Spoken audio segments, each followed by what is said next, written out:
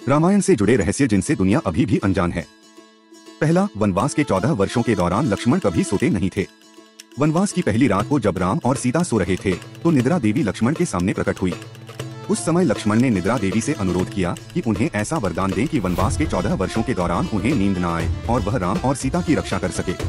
निद्रा देवी इस बात पर प्रसन्न होकर बोली कि अगर कोई तुम्हारे बदले 14 वर्षों तक सोए तो तुम्हें यह वरदान प्राप्त हो सकता है। इसके बाद लक्ष्मण की सलाह पर निद्रा देवी लक्ष्मण की पत्नी उर्मिला के पास पहुंची।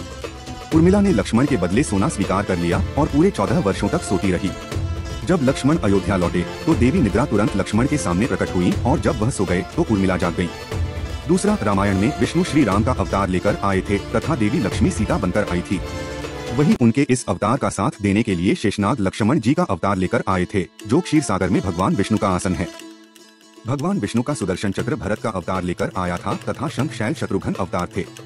तीसरा, वाल्मीकि रामायण के अनुसार कौशल्या ने राम से कहा था, यदि तुम्हारे पिता ने ही तुम्हें निर्वासित किया है तो मैं उन्हें अस्वीकार कर सकती हूँ, क्योंकि पुराने दिनों में रानियों को राजा के आदेश को पलटने का अधिकार था। और ये भी कहा, लेकिन अगर कैकेयी ने ही आदेश दिया है तो तुम्हें जाना ही होगा।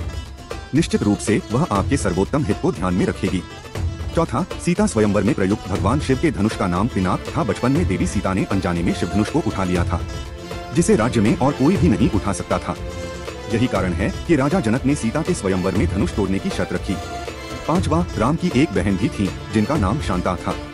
वे आयु में चारों भाइयों से काफी बड़ी थी।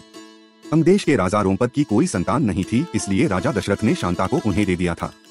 छठवां, जब सीता ने पृथ्वी के अंदर समाहित होकर अपने शरीर का परित्याग कर दिया तो उसके बाद राम ने सरयू नदी में जल समाधि लेकर पृथ्वी लोक का परित्याग किया था। सातवां, शबरी जिसने श्री राम को अपने झूठे वेद खिलाए थे, उनके गुरु मतंग मुनि जी हनुमान जी के भी गुरु थे। ऋषि मतंग जी ने शबरी को पहले ही बता दिया था कि एक दिन श्री राम अपनी पत्नी को ढूंढते हुए उनके आश्रम में आएंगे।